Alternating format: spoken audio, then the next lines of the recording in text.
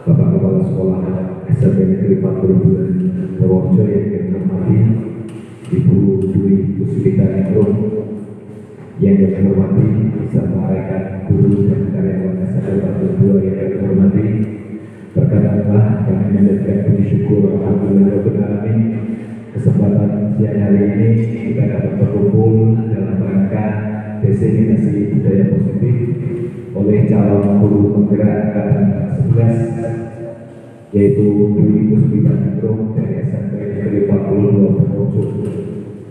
Baiklah, sebelum acara dimulai, perkenankanlah kami membacakan acara. Yang pertama pembukaan, yang kedua sambutan kepala sekolah. Dalam hari ini adalah Bapak Kepala Sekolah SMP Negeri 42, Bapak Waryono SPD. Selanjutnya pemaparan materi yang akan disampaikan oleh calon guru penggerak angkatan 11 yaitu Ibu Dwi Puspita Ningrum SPD. Baiklah, acara pada siang hari ini kita buka dengan bacaan basmalah bersama-sama. Bismillahirrahmanirrahim. Acara selanjutnya yaitu sambutan oleh Bapak Kepala SMP Negeri 42 Purworejo, Bapak Waryono SPD. Kepada beliau waktu dan tempat dipersilakan.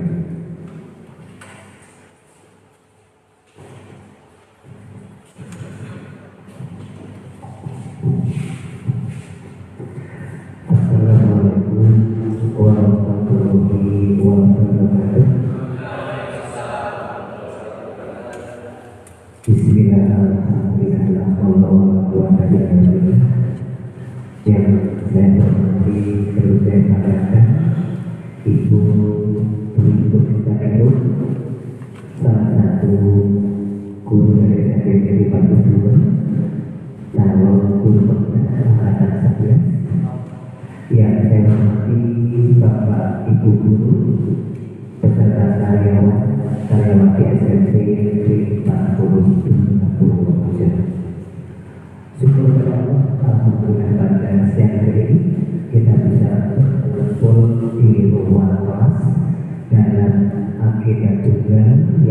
yaitu diseminasi budaya positif yang akan disampaikan oleh calon guru pekerja SMP kita, yaitu Ibu Dwi Puspita Ningrum SPD. Untuk itu, saya selaku yang dituakan di SMP Negeri 42 Purworejo, yang pertama untuk Puspita selamat kepada seseorang yang telah lulus untuk calon guru. Mohon apa-apa yang dijadwalkan dengan laksanakan yang baik penuh tanggung jawab. Saya titip pesan jaga nama baik kita agar SMP Kedua dengan adanya nantinya Kedua bisa meningkatkan kualitas baik pendidikan apalagi maupun anak-anak. Yang kedua, kepada Bapak Ibu yang lain, monggo nanti kita ikuti dengan cepat, dengan baik apa-apa yang disampaikan oleh Ibu Puspita. Nanti mohon saran masukan dari panjenengan yang aktif agar apa yang disampaikan Bu Puspita semakin sempurna. Terakhir, semoga kegiatan ini bisa berlangsung lancar sesuai apa yang diagendakan oleh Ibu Puspita. Mari kita dukung program calon guru pekerja yang saat ini muncul kita. Semoga calon pekerja bisa menyusul menjadi guru pekerja di SMP Negeri 42 Purworejo.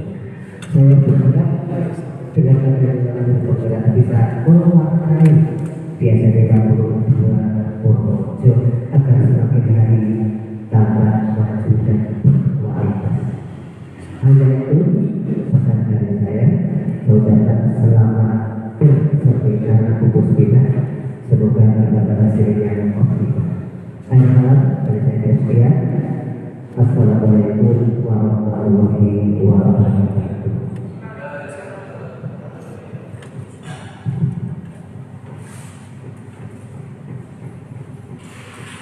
Kepada beliau mengucapkan terima kasih. Selanjutnya yaitu seminar diseminasi budaya positif oleh Ibu Dwi Puspita Ningrum, calon guru penggerak anak 11 SMP Negeri 42 Purworejo.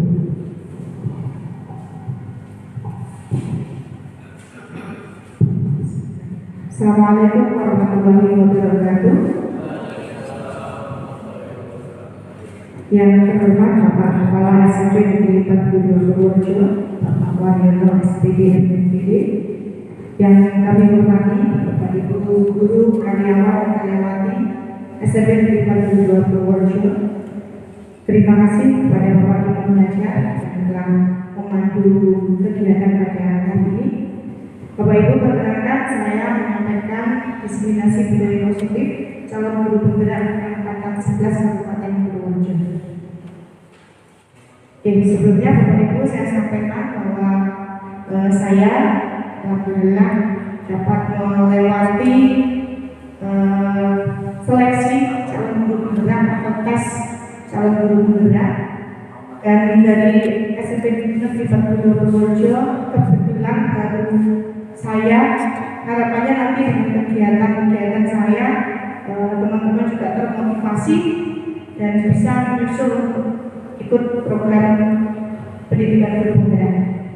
Di sini saya akan menyampaikan diseminasi budaya positif di modul 1.4 di pendidikan calon guru penggerak. Langsung saja bahwa budaya positif itu ada beberapa paradigma perubahan paradigma pendidikan, bahwa sekolah diibaratkan sebagai tempat bercocok tanam, sehingga guru harus menciptakan iklim yang baik, lingkungan yang positif untuk dapat menumbuhkan karakter siswa. Nah, iklim yang baik itu tentunya lingkungan yang menyenangkan, aman, nyaman, dan sebagainya. Kemudian untuk mencapai iklim positif tersebut tentu dibutuhkan banyak sekali hal. Yang pertama, warga sekolah yang saling mendukung. Kemudian saling belajar satu sama lain, saling bekerja sama, tolong-menolong dan saling berkomunikasi dengan baik. Lalu budaya positif antara lain dapat dibentuk dari kebiasaan-kebiasaan baik di sekolah yang kemudian menjadi karakter baik dan menjadi budaya positif di lingkungan sekolah. Budaya positif sendiri menurut tujuan pendidikan, menurut Ki Hajar Dewantara, tentunya menuntun segala kodrat yang ada agar anak mencapai kebahagiaan yang setinggi-tingginya. Kemudian anak diberi kesempatan untuk mengembangkan minat, bakat dan potensinya sebagai individu yang unik, bahwa siswa itu memiliki keunikan masing-masing. Kemudian ada semboyan Ki Hajar Dewantara yang Bapak Ibu sudah werso semuanya, ing Karso Suntulodo, ing Madya Manungkarso, Tuturi Handayani. Bagaimana kita sebagai guru, sebagai pendidik, bahwa harus bisa menjadi seorang pemimpin yang mampu memberikan suri teladan. Paling tidak adalah pemimpin pembelajaran di kelas. Kemudian ing Madya Manungkarso, bagaimana menjadi seorang guru atau seorang pemimpin yang mampu memberikan gagasan, ide, dorongan dan semangat untuk para murid. Selanjutnya Tuturi Handayani, bagaimana kita seseorang harus bisa memberikan dorongan moral dan semangat kerja dari belakang untuk para murid ini. Selanjutnya banyak sekali filosofi Ki Hajar Dewantara yang diantaranya adalah pendidikan diartikan sebagai tuntunan dalam hidup tumbuhnya anak-anak, menuntun segala kodrat yang ada pada anak agar mencapai keselamatan dan kebahagiaan yang setinggi-tingginya, baik sebagai manusia maupun sebagai anggota masyarakat. Kemudian Ki Hajar Dewantara juga menyampaikan tentang kodrat alam dan kodrat zaman.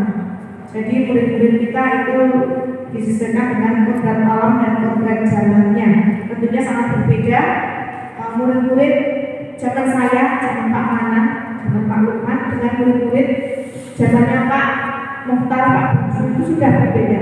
Apalagi dengan anak-anak di zaman sekarang. Kemudian ada proses menuntun menurut Ki Hajar Dewantara itu adalah memerdekakan anak. Bagaimana anak bisa belajar dengan merdeka, dengan bebas, tapi tentunya tidak bebas tanpa batas, tidak. Tapi di situ kita menuntun segala kodrat dan menuntun perkembangannya. Kemudian ada disiplin positif. Bagaimana budaya positif itu sangat erat kaitannya dengan kedisiplinan. Dan di situ ada pertanyaan romantik waktu itu. Apakah hukuman dapat mendisiplinkan anak? Bapak Ibu setuju atau tidak? Hukuman dapat mendisiplinkan anak. Setuju atau tidak? Setuju. Nanti bisa kita bahas lebih lanjut ya Pak Ibu.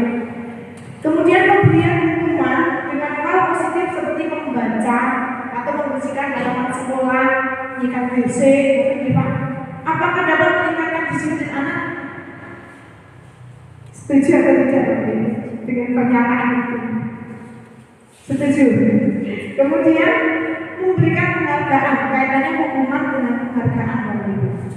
Penghargaan berupa hadiah, berupa pujian, itu dapat meningkatkan motivasi belajar anak. Setuju atau tidak? Setuju. Baik. Ada nilai-nilai kebajikan universal. Nah, nilai-nilai kebajikan adalah sifat-sifat positif manusia yang merupakan tujuan mulia yang ingin dicapai setiap individu. Nah, nilai-nilai kebajikan yang ingin dicapai setiap anak itu kita kenal sekarang dengan istilah profil belajar Pancasila. Ada berapa poin Bapak Ibu profil belajar Pancasila? 6.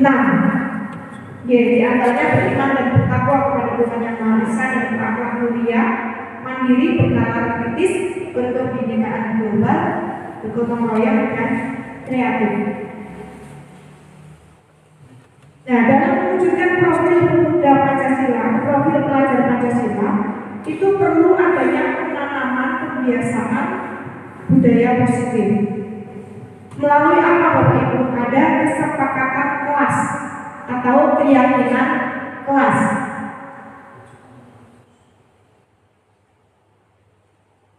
Nah, teori motivasi perilaku manusia itu ada motivasi eksternal untuk menghindari ketidaknyamanan atau hubungan.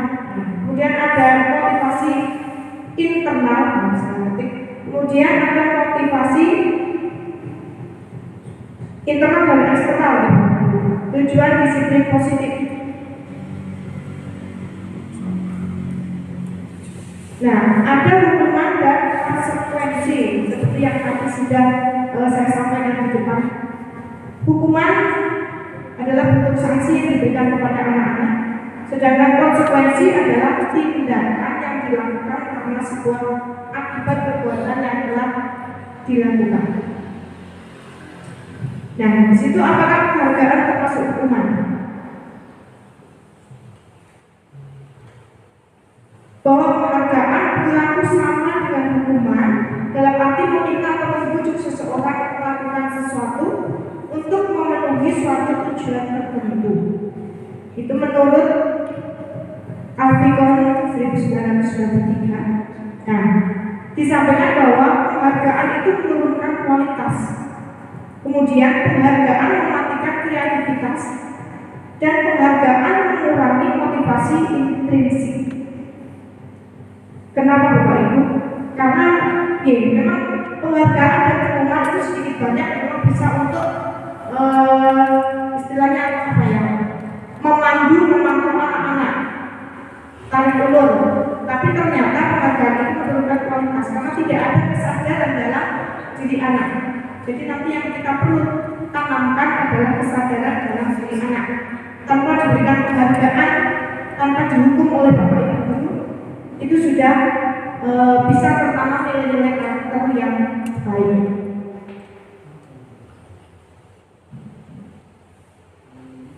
Kemudian ada tentang restitusi. Ini ada kaitannya dengan memberikan ada hukuman yang dikatakan restitusi. Nah, restitusi itu proses menciptakan kondisi bagi murid untuk memperbaiki kesalahan mereka sehingga mereka bisa kembali pada kelompok mereka dengan karakter yang lebih kuat. Proses menciptakan kondisi restitusi. Ciri-cirinya itu antara lain bukan untuk menebus kesalahan, namun untuk belajar dari kesalahan, kemudian memperbaiki hubungan. Restitusi itu sebuah tawaran. Ini namanya di BPK sudah dipahami sekali ya Pak Aziz. Bukan paksaan. Kemudian restitusi menuntun untuk melihat ke dalam diri. Ada 9 ciri-ciri restitusi.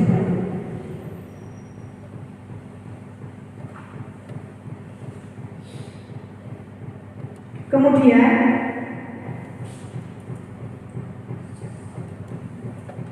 segitiga restitusi, bahwa restitusi itu ada alurnya gitu.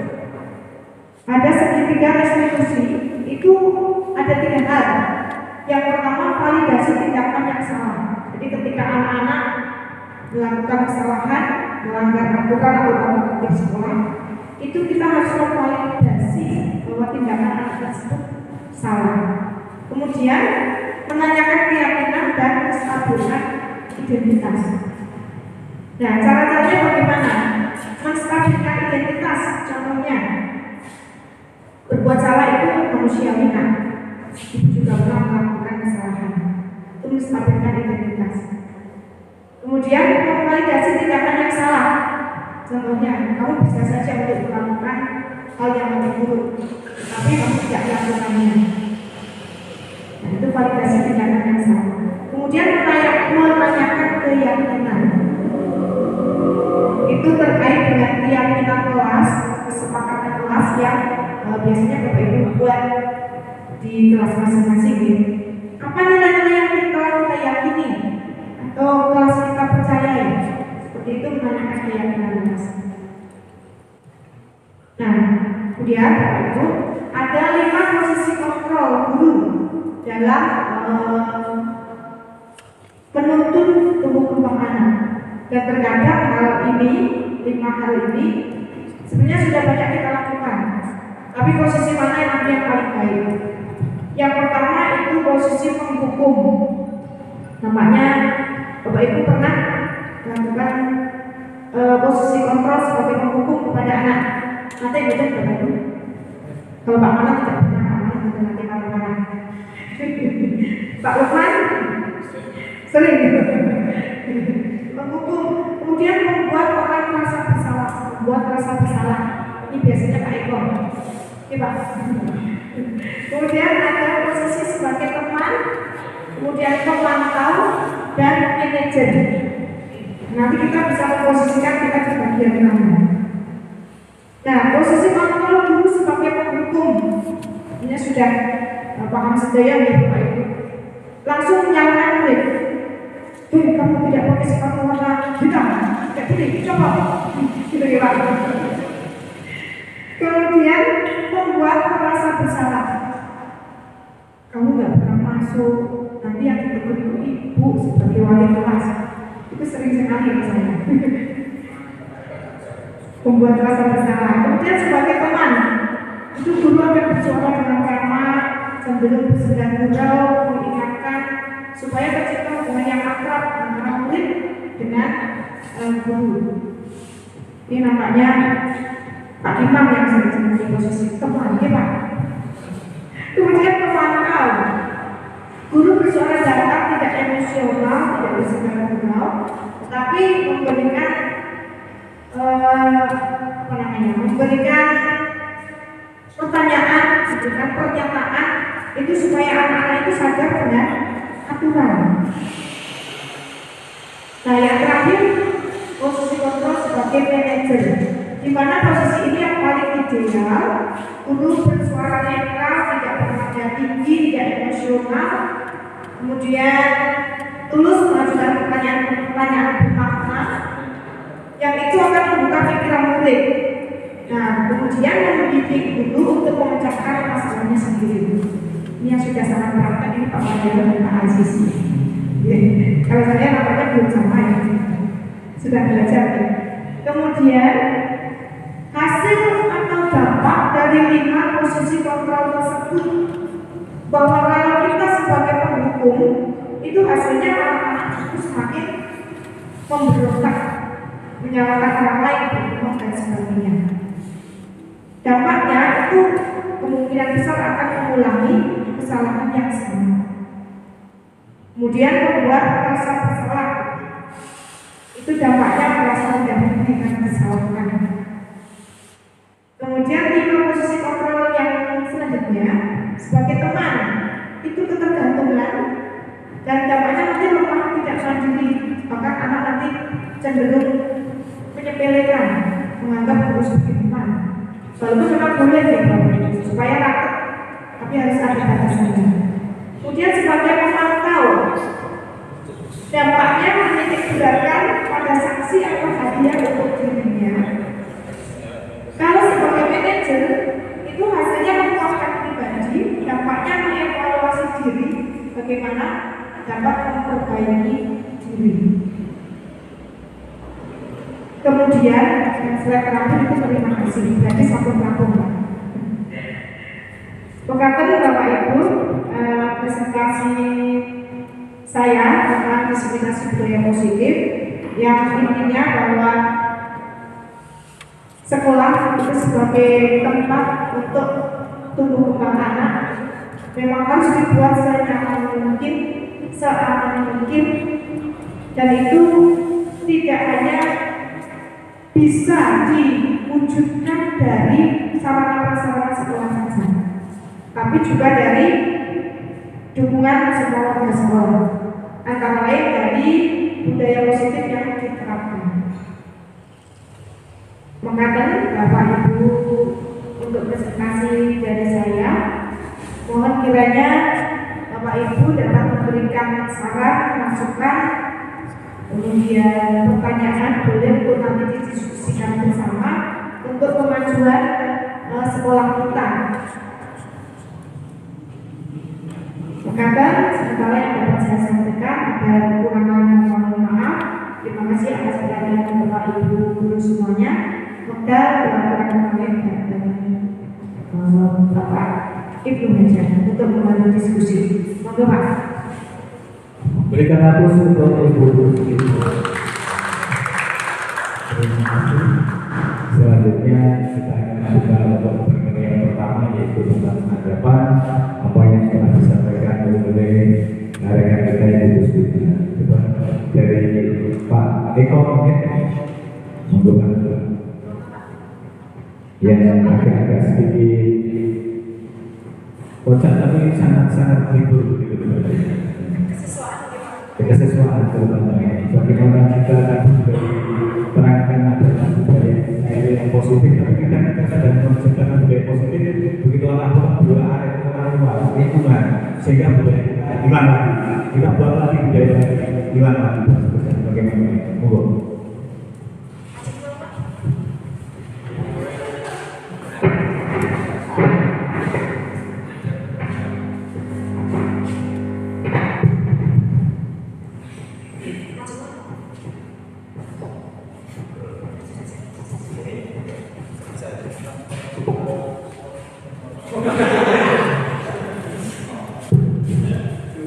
Terima kasih atas waktu yang diberikan kepada saya.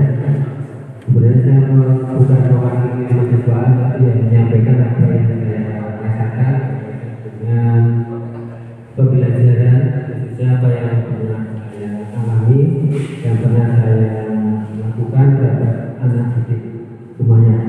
Intinya bahwa setiap kita itu memiliki teori yang akan diterapkan kepada anak-anak. Ya, teori tersebut kita lihat, kita sesuaikan dengan kondisi anak. Tidak semua teori cocok diterapkan untuk semua anak. Intinya bahwa dengan kita menerapkan, kita memahami kondisi anak, itu kedepannya apa yang kita sampaikan, apa yang kita arahkan, itu akan sesuai dengan apa yang dibutuhkan anak. Ibaratnya orang sakit, kita harus mendiagnosa sakitnya itu apa. Nah, setelah ketemu sakitnya, otomatis obat yang kita berikan itu akan sesuai dengan apa yang dibutuhkan oleh anak atau oleh pasien. Intinya semacam itu. Jadi semua teori benar, tidak salah karena itu sudah disampaikan oleh Pak Ahli. Dan kalau menurut saya, untuk melepaskan atau sesuaikan dengan kondisi siswa, tentunya kita juga perlu mempertimbangkan banyak hal. Misalnya ada anak yang notabene kurang memperhatikan guru. Nah, itu kita bisa menyelidiki terlebih dahulu, misalnya lewat temannya, lewat keluarganya, dengan cara apa? Dengan melakukan kunjungan. Kita tahu kehidupannya dia, lingkungannya seperti apa, karena itu ikut mewarnai, ikut membentuk perilaku atau kepribadian dari siswa. Sebagai guru tentunya kita terbatas dalam mendidik anak, diantaranya waktu yang ada dan tugas-tugas lain dari bapak ibu guru yang kadang-kadang tidak sampai kita untuk membuat lebih dekat lagi dengan siswa.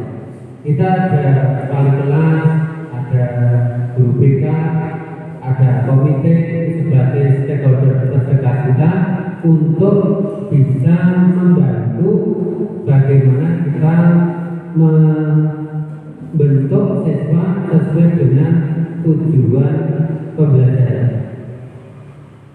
Setiap mata pelajaran tentunya memiliki perhatian dari anak-anak. Nah, perhatian dari anak itu berbeda-beda. Ada yang melihat dari gurunya, ada yang melihat dari kesenangannya dia, misalnya anak senang olahraga, ya, misalnya anak senang kesenian dan lain sebagainya, itu adalah hal-hal yang menjadi perhatian buat kita. Kalau sampai ada guru yang misalnya ada pelajaran tidak disukai dan lain sebagainya, ya itu tentunya harus menjadikan catatan dan kita perlu untuk mengkaji lebih dalam, ya permasalahannya itu terletak di mana, apakah terletak di kita sendiri sebagai pendidik ataukah terletak di siswa dan mungkin faktor lain. Faktor lain itu bisa dari lingkungan anak didik kita, itu diantaranya. Maka oleh karena itu menurut saya semua yang disampaikan sudah baik, sudah tepat, cuma penerapannya kita harus menyesuaikan dengan kondisi anak, lingkungan, dan bagaimana dia dalam pandangan belajarnya. Karena banyak anak juga yang mungkin tidak bercita-cita tinggi, itu juga pengaruh dalam pembelajaran. Anak yang tidak bercita-cita tinggi itu mungkin ya sekolah sekedar sekolah. Beda dengan anak yang bercita-cita tinggi, dia akan serius, dia akan selalu ingin cita-citanya itu tercapai. Oleh karena itu, tentunya dalam pembelajaran sehari-hari, anak yang memiliki cita-cita dan ingin meraihnya itu tentunya akan mudah diarahkan oleh bapak ibu. Nah, bagi anak yang mungkin belum memiliki cita-cita, belum memiliki tujuan, nah tugas kita adalah untuk mengarahkannya itu semua. Ya, itu yang dari saya. Mungkin ada kelebihan dan kurangnya, saya mohon maaf yang sebesar-besarnya. Selanjutnya untuk yang lain bisa melengkapi. Saya cukup. Assalamualaikum warahmatullahi wabarakatuh.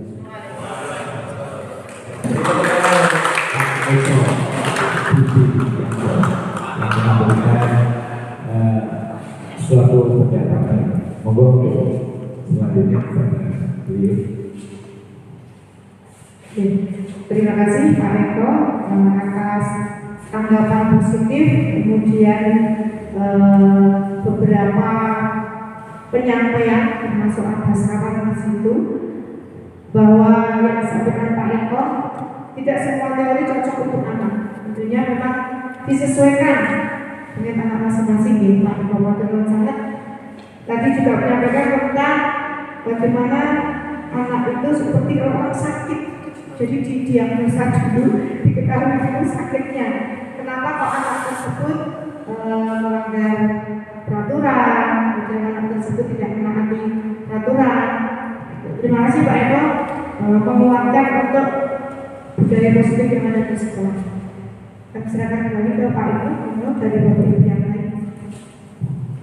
Monggo dari Bapak Ibu yang lain yang akan memberikan statement atau mungkin pendapatnya berhubungan dengan perubahan paradigma pendidikan yang baru ini. Monggo yang lain mungkin Pak Man, ya. Kalau ya, nah, biasanya semangat tujuan dari segi religius, monggo dari religius, monggo ke depan dengan religius ala-ala. Assalamualaikum warahmatullahi wabarakatuh. Mukabimah mengikut sebagai menurut saya itu seperti yang telah disebutkan, alhamdulillah syaitan ini wa'afukan binajanya wa tafarraqu ila akhirih. Intinya di situ adalah kebersamaan yang mesti dikuatkan dalam hal baik itu penanganan terhadap siswa atau pada guru itu sendiri. Itu harus ada kebersamaan dan keteladanan pimpinan yang ada pada lembaga tersebut, karena itu sangat berpengaruh. Contoh saja di sebuah keluarga, bila kepala keluarganya bertakbir, maka anggota keluarganya akan semakin lebih dari itu, yaitu gambaran. Terima kasih. Assalamualaikum warahmatullahi wabarakatuh.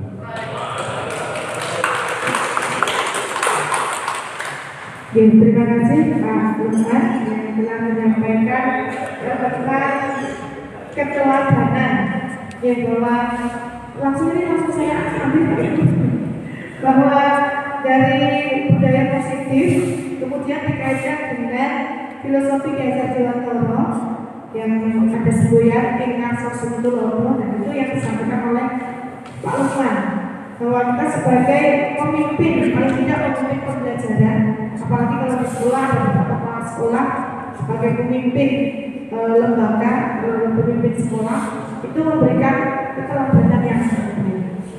Itu bahwa tadi juga disampaikan oleh Pak Lukman yang tidak hanya di sekolah tetapi di keluarga. Ini mas-mas yang berkeluarga nih. Bahwa anak-anak itu paling utama itu pembentukannya ada di keluarga nih Pak Lukman. Kemudian di sekolah dan juga di lingkungan. Berkaitan juga dengan apa yang disampaikan oleh Pak Eko tadi bahwa di sekolah kita sudah berusaha untuk membentuk kedisiplinan, budaya positif di sekolah.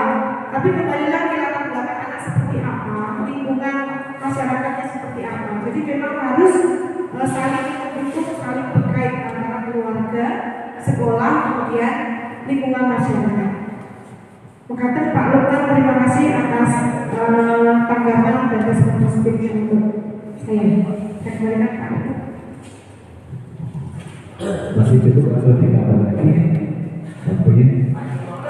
Monggo masih satu lagi ya? Ya. Pak Kepala Monggo.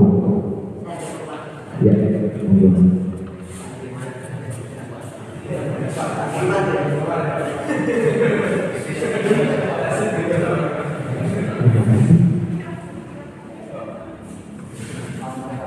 Ya, setelah saya amati ya baik semua untuk punya positif, punya pada sendiri ya kita bisa bareng-bareng.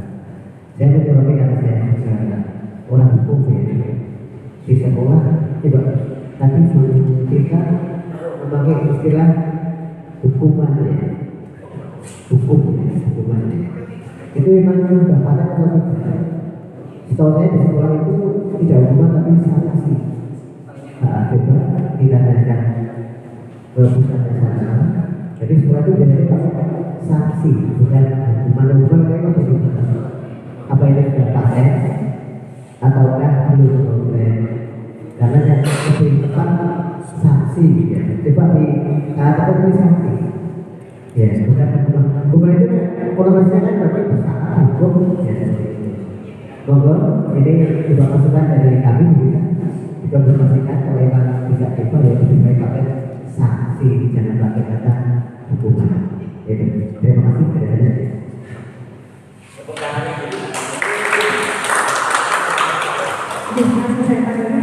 Terima kasih masukannya Pak Kepala Sekolah. Ada perbedaan istilah yang tentunya maknanya juga nanti berbeda ya, antara sanksi dengan hukuman. Oke, terima kasih Pak. Nanti akan saya pelajari lagi kemudian untuk poin nanti akan saya sesuaikan lagi. Kata Pak Kepala. Satu lagi mungkin dari Bunda. Saya mau ya Mas Aris sebagai itu. Ya.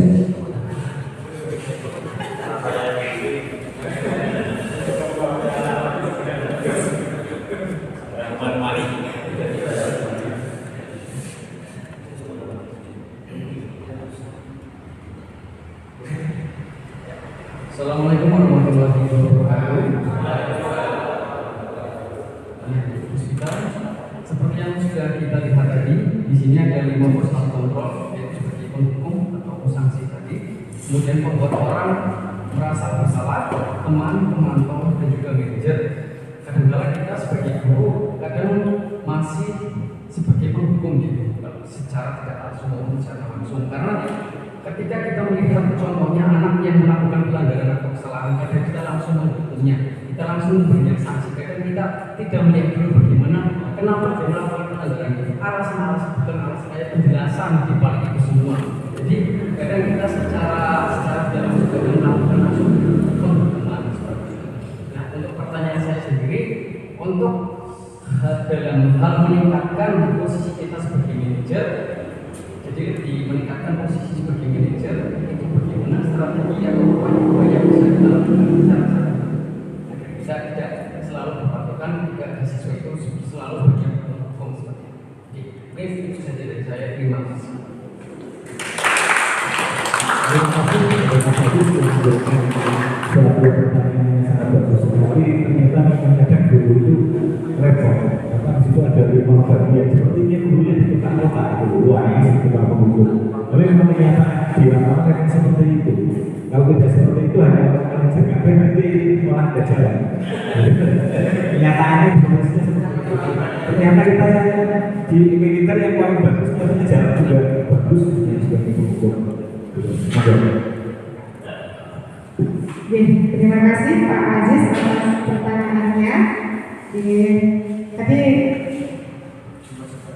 berkaitan dengan 5 posisi kontrol kita.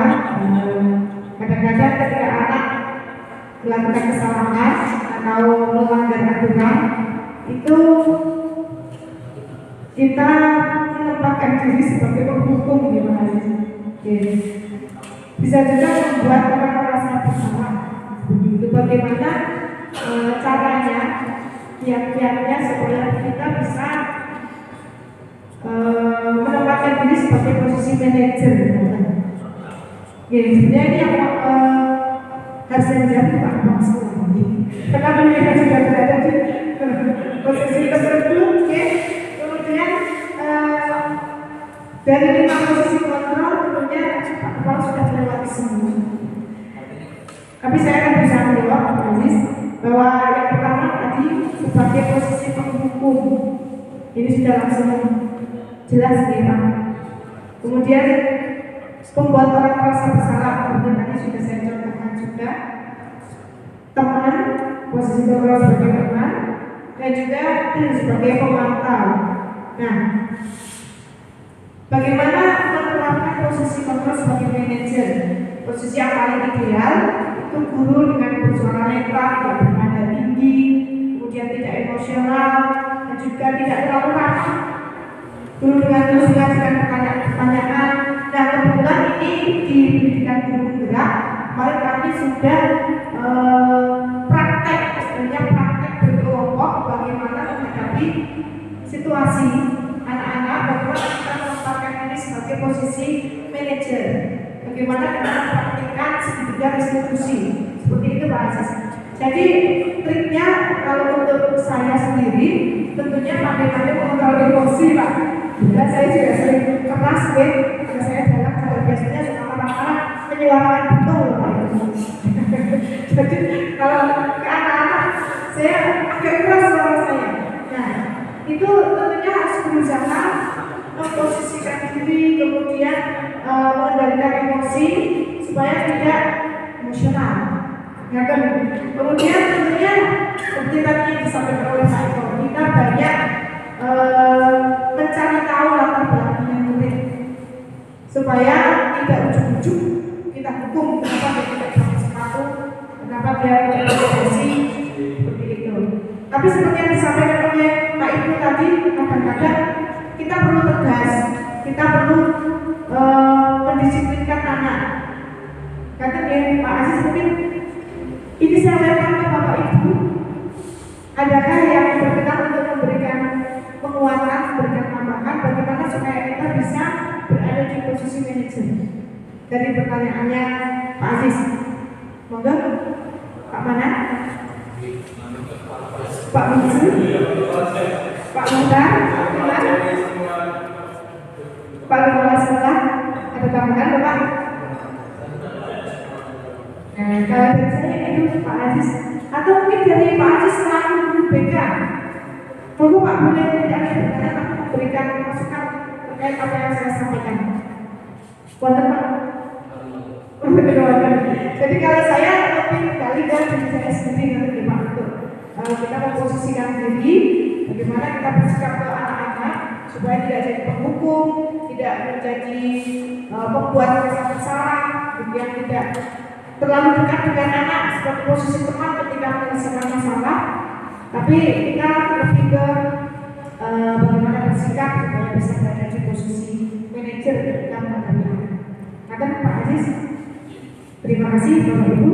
Saya kembalikan ke Pak Ibu. Terima kasih. Assalamualaikum warahmatullahi wabarakatuh. Aplaus ya. Kalau boleh menggarisbawahi bahwa kita sebagai istilahnya pelayan anak itu kita mencari obat itu berdasarkan penyakit. Memang kadang kita sebagai pembuat saksi juga kadang kita bisa sebagai manajer, tapi untuk obat tidak bisa manajer terus, tidak bisa karena manusia itu sebagai untuk kita mencari misalnya untuk teman, kita ada teman yang hilang. Kalau kita hukum dia mereka tidak akan ngaku. Tapi kalau kita berposisi sebagai teman, mungkin suatu saat mereka akan mencari. Jadi memang tergantung sakitnya apa, nanti obatnya apa. Jangan sampai salah diberikan penyakit fungsi mikrobial. Jadi itulah nanti bisa fleksibel sesuai dengan penyakitnya masing-masing kita berikan. Terus dari sini sudah demikianlah destinasi pada hari ini yang tadi dibawakan oleh Ibu Puspita Nurul, calon guru penggerak angkatan 11 dari SMP 42 Purworejo. Semoga apa yang diberikan pada hari ini kita bermanfaat dan berikan motivasi kepada kita semuanya untuk ikut juga mengikuti jejak dari Ibu Puspita Nurul. Kurang lebihnya dengan saya membawakan acara pada hari ini, mohon maaf yang sebesar-besarnya. Kita tutup dengan bacaan Alhamdulillahirabbil alamin. Assalamualaikum warahmatullahi wabarakatuh.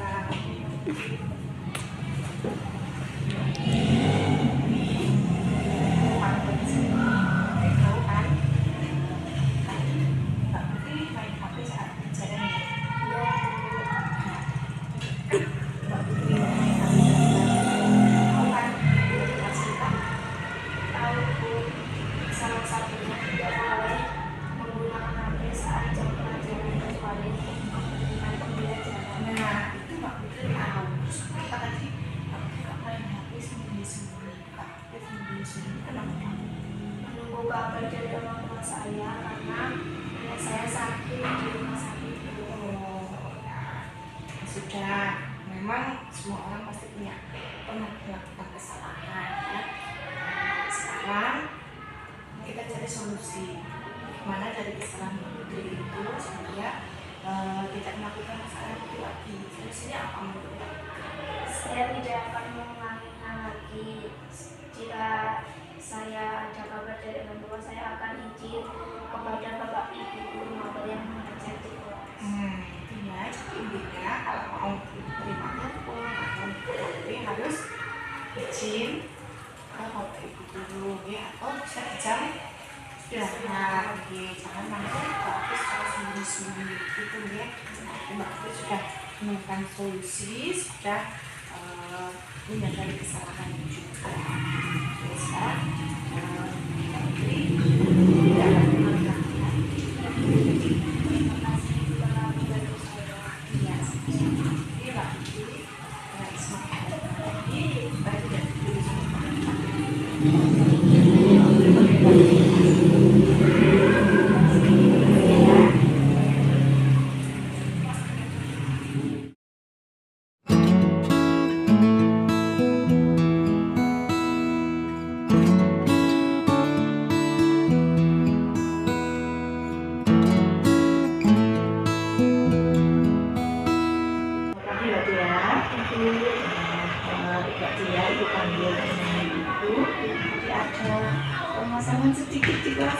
Iya Bu.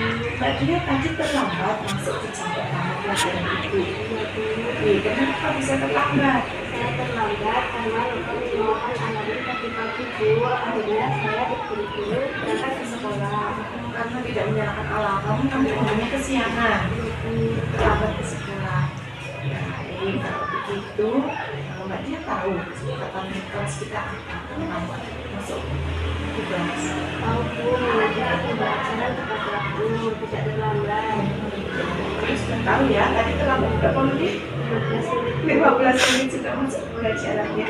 Baik, nggak apa-apa kalau berbuat kesalahan itu hal yang wajar.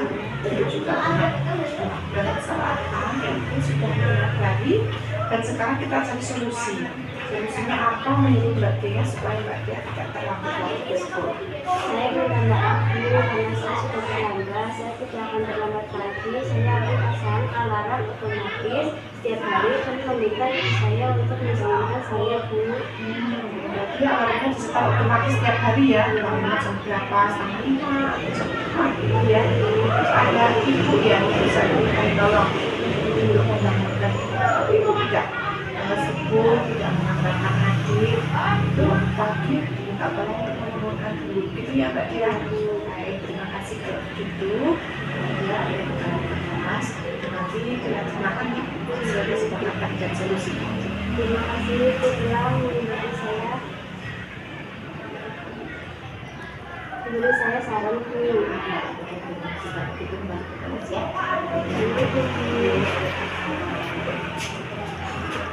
Saya senang karena walaupun saya bersalah, Bu Guru tidak memarahi saya dan memanggil saya dengan ramah dan membantu mencari solusi. Bu Guru juga tidak marah. Saya merasa sangat dihargai. Terima kasih, Bu. Saya senang karena walaupun saya bersalah, Ibu Guru tidak marah dan membantu saya mencari solusi.